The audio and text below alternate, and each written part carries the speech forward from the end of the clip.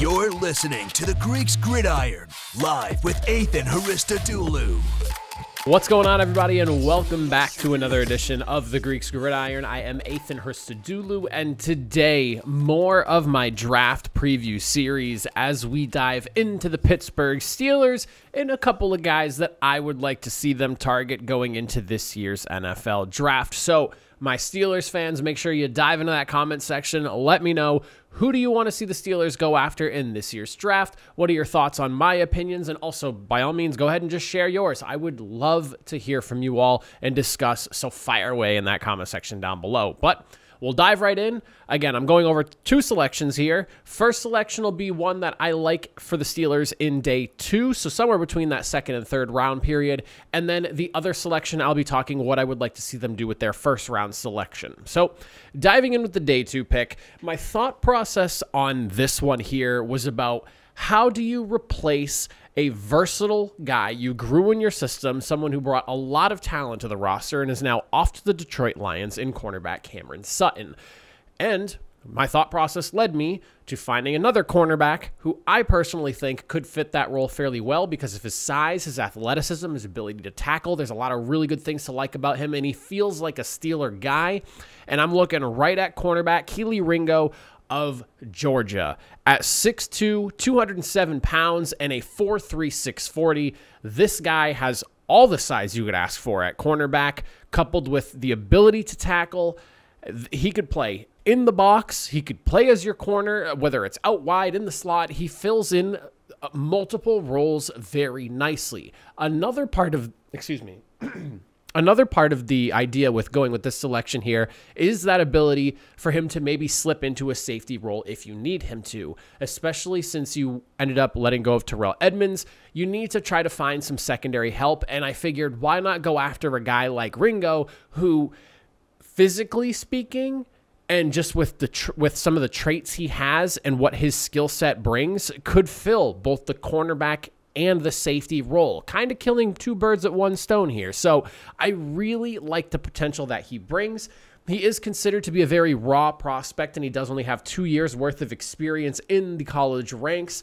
But I will say that despite all that, his 2 years of experience came at Georgia. So you know he was lining up against some of the best SEC offenses the last couple of years. So while, yeah, maybe he doesn't have necessarily the most starting experience, and maybe sure some of his technique things do need brushing up on, with really good coaching, and I firmly believe in the defensive coaching staff of Pittsburgh. I feel like they're constantly churning out stars at every single position. It does not matter where. It seems like someone's always popping up eventually as a star, whether it's immediately or a couple of years after they've been drafted by Pittsburgh. There's always someone notable in each position group, it feels, on that roster. This is a guy who is kind of like a ball of clay that I trust the Pittsburgh Steelers to be able to mold and find a really big role in, especially with the needs that they have on defense within the secondary alone. He can fit in a lot of different places. It makes a lot of sense to me. He does handle coverages really well, especially in zone coverage, and we all know the Steelers love their strong and aggressive blitzing zone coverages that they do over there. So I think that Kelee Ringo makes a lot of sense and is someone I'd be very happy with the Steelers selecting. Again, it's going to be a day 2 selection, somewhere within rounds 2 and 3. I don't necessarily know where he's going to go. I've seen some people say as high as 2. I've seen people say as low as like 4. But I think that nabbing him somewhere within that second to third round range is a really good place to find him. If you can get him in the third round, absolute steal. If you have to reach a little bit, maybe get him in the second round, so be it. I think he brings a lot of versatility to a defense that could use some extra help in the secondary.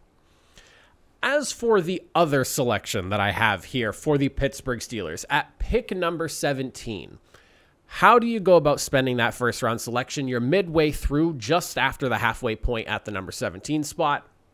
And for me, the one thing I really think that this team needs to fix up is the offensive line. And I really like the idea of the Steelers going after an offensive tackle. And to be honest with you, it really wasn't much of a hard thought process to come to this point. I really like where the Steelers are in terms of very young skill group, solid players, really good running back. Offensive line seems to do a pretty solid job in the running game, but we want to see some better pass protection for Kenny Pickett. So I'm looking at, and I think there is a possibility he's available at 17. He could be gone before then, but just based off the way some things might move in the top half of the draft, he could end up being available for you. And with just how much raw athleticism and how much of a punisher this guy is, if he's there at number 17, offensive tackle Broderick Jones out of Georgia would be an awesome selection. So yes, another Georgia product, but the way I see it, why not? You're picking a guy on the defensive side of the ball who's very versatile, and then on offense for this pick here at number 17, you're picking someone who is a supreme athlete at the offensive tackle position, arguably the best in the draft class at the offensive tackle spot.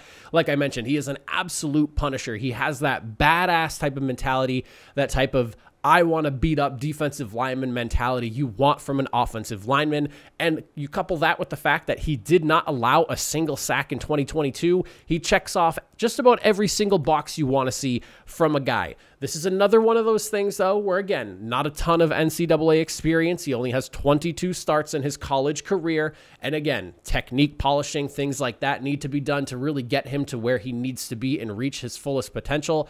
But again, I am a person that, while I'm not a Steelers fan, I look at the Pittsburgh Steelers and I go, this is a team that has a coaching staff year in and year out that I look at and envy, because it feels like no matter what's going on there, they pull the most out of guys, whether they're just like 1 to 2 year deal guys or they're drafting players and turning them in years like 3 and 4 into legitimate top tier starters in the NFL. And if there's a team that I wouldn't mind seeing go and grab a guy that's considered like a more raw talent and slightly inexperienced guy, it's the Steelers grabbing Broderick Jones.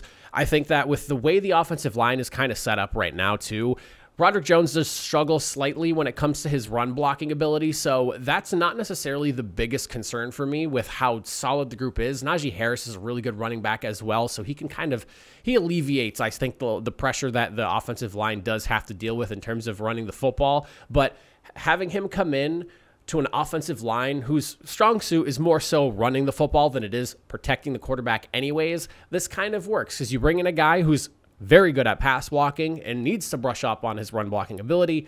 You fit him into that offensive line, and they can kind of work together. He improves the pass protection, and then the rest of those offensive linemen over there and the offensive line coaches can sit there and try to help him polish up and get caught up to speed on what it is that they're trying to do with their run blocking schemes. So this is one of those things where it's kind of like, one helps the other and vice versa, and it just makes a lot of sense to me. And this is an immediate impact guy. I think you plug him in at offensive tackle, and right away, your offensive line will be better for it. You want to make Kenny Pickett's job easier, and the best way to do that, besides loading up skilled positional players all around the field for him to throw to, is to get him another guy, a premier guy on his blind side, to make him feel like he is safe in that pocket, protected in that pocket, and that he's able to wheel and deal the way Kenny Pickett feels he should be able to. So I like Broderick Jones for this one here.